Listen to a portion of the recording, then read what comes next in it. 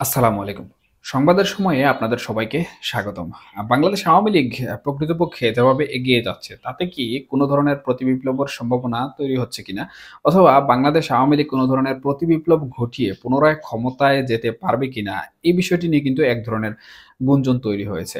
তবে বাংলাদেশ আওয়ামী লীগ বর্তমানে যে পরিস্থিতিতে রয়েছে কিংবা ৫ই আগস্ট আওয়ামী লীগের পতন হওয়ার পর আওয়ামী লীগ যে অবস্থায় উপনীত হয়েছে, অর্থাৎ বাংলাদেশের যে প্রশাসনিক ব্যবস্থা রয়েছে, সেই প্রশাসনিক ব্যবস্থা বাংলাদেশ আওয়ামী লীগের নেতাকর্মীদের যেমন সত্য মিথ্যা বানোয়াট বিভিন্ন ধরনের মামলা মোকদ্দমা দিচ্ছে এবং আওয়ামী লীগের নেতাকর্মীদের যে দুরবস্থার মধ্যে দিন কাটাতে হচ্ছে, সেই অবস্থা থেকে উত্তরণ লাভ করার জন্য যে বিষয়টি সবথেকে বেশি গুরুত্বপূর্ণ সেটি হচ্ছে প্রশাসনিক নিরপেক্ষতা। এখন পর্যন্ত আওয়ামী লীগ কিন্তু প্রশাসনিক নিরপেক্ষতা কিংবা লেভেল প্লেইং ফিল্ড রাজনীতিতে যেটিকে বলা হয়, সেটি তৈরি করার জন্য আন্তর্জাতিক মহল থেকে শুরু করে বাংলাদেশের অভ্যন্তরীণ যে রাজনীতি রয়েছে তাতে বিশাল কোনো পদক্ষেপ গ্রহণ করতে কিন্তু দেখা যায়নি। এখন পর্যন্ত আন্তর্জাতিক মহলে আওয়ামী লীগ যে বিষয়টি নিয়ে কাজ করতে শোনা গেছে বা যে বিষয়টি তথ্য-উপাত্ত পাওয়া গেছে সেগুলো মূলত শেখ হাসিনার প্রধানমন্ত্রিত্বের বৈধতা, অবৈধতা এবং শেখ হাসিনার দেশে ফেরা সহ বাংলাদেশ আওয়ামী লীগের বিষয়ে জাতিসংঘ যে প্রতিবেদন দিয়েছে সেই প্রতিবেদনের পাল্টা তদন্তের দাবির বিষয়গুলো।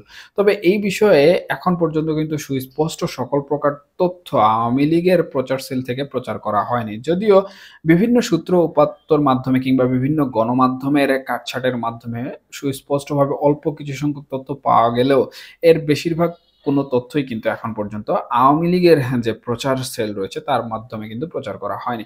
যদিও আওয়ামী লীগের অভ্যন্তরীণ বিষয়াদি এখন পর্যন্ত বাইরে লিক করা ঠিক হবে কিনা সেটা নিয়েও কিন্তু আওয়ামী লীগ অনেকটাই চিন্তিত রয়েছে এবং কূটনীতিক যে বিষয়গুলো রয়েছে সেগুলো সাধারণত আওয়ামী লীগ অত্যন্ত কনফিডেন্সিয়াল রাখবে এবং যেকোনো রাজনৈতিক দলই এগুলো কনফিডেন্সিয়াল রাখার চেষ্টা করে। তবে এই যে বর্তমান যে প্রেক্ষাপট বা বর্তমান যে প্রশ্নগুলো উঠে আসছে, এখানে সবথেকে বেশি যেটি দেখা যাচ্ছে সেটি হচ্ছে প্রতিবিপ্লবের একটি ধারা বা প্রতিবিপ্লবের একটি চেতনা।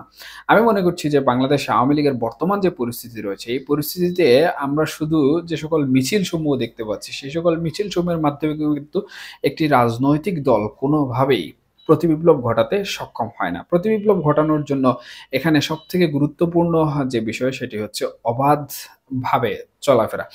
অর্থাৎ বাংলাদেশে যে রাজনৈতিক দলগুলো রয়েছে, সেই রাজনৈতিক দলগুলোর মধ্যে আওয়ামী লীগ সর্ববৃহৎ রাজনৈতিক দল এবং আওয়ামী লীগের নেতাকর্মী এবং সমর্থকের সংখ্যাও কিন্তু বেশি। তবে বাংলাদেশের বর্তমান প্রশাসনিক ব্যবস্থা আওয়ামী লীগের বিপক্ষে থাকার কারণে কিন্তু আওয়ামী লীগ আত্মগোপন থেকে, আমি নেতাকর্মীদের কথা বলছি, তারা কিন্তু আত্মগোপন থেকে বের হতে পারছে না। এবং এই প্রশাসনিক ব্যবস্থা নিরপেক্ষ না হওয়া পর্যন্ত এই সকল নেতাকর্মীরা কিন্তু আত্মগোপন থেকে মাঠ পর্যায়ে বের হতে পারবেন না। আর যখন যখন আত্মগোপন থেকে বের হয়ে মাঠ পর্যায়ে তুমুল পর্যায়ে জনগণকে সাথে নিয়ে আন্দোলন করা সম্ভব হবে না, ততক্ষণ পর্যন্ত কিন্তু প্রতিবিপ্লব করে ক্ষমতায় যাওয়ার যে সম্ভাবনা সেটি কিন্তু তৈরি হবে না। সুতরাং প্রতিবিপ্লব করতে গেলে এখানে জনগণ প্রয়োজন এবং হ্যাঁ, ব্যাপক পরিমাণে আন্দোলন প্রয়োজন। যেই আন্দোলনে একক সমর্থন থাকতে হবে আওয়ামী লীগের প্রতি। সেখানে হোক আওয়ামী লীগের পূর্বের অবস্থান নিয়ে, হোক বর্তমান সরকারের বিপক্ষে গিয়ে। এখন যদি জনগণ এবং আওয়ামী লীগের নেতাকর্মীরা যদি তুমুল পর্যায়ে আন্দোলন গড়ে তুলতে পারে, তাহলেই কিন্তু এটাকে গণজাগরণের আন্দোলন হিসাবে পরিগণিত করবে আন্তর্জাতিক বিশ্ব এবং এটি যদি ব্যাপক আকার ধারণ করে, সেই হিসাবে কিন্তু এটিকে নিয়ন্ত্রণ করাও কিন্তু সরকারের পক্ষে অসম্ভব হয়ে দাঁড়াবে।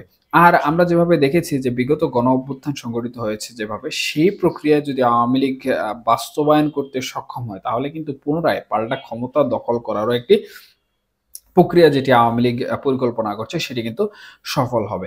তবে সর্বশ্রেষ্ঠ যে বিষয়টি বা সর্বোচ্চ যে বিষয়টি সেটি হচ্ছে বাংলাদেশের প্রশাসনিক বা রাজনৈতিক যে সিস্টেম রয়েছে বা ব্যবস্থা রয়েছে সেটিকে নিরপেক্ষ করা এবং এটি যতক্ষণ পর্যন্ত না Awami League level playing field হিসাবে তৈরি করতে পারবে, ততক্ষণ পর্যন্ত কিন্তু আওয়ামী লীগের প্রতিবিপ্লব ঘটানো যে স্বপ্ন রয়েছে কিংবা বাংলাদেশে পুনরায় ক্ষমতায় ফিরে আসার যে স্বপ্ন রয়েছে সেটি কিন্তু কোনোভাবে সফল হবে না।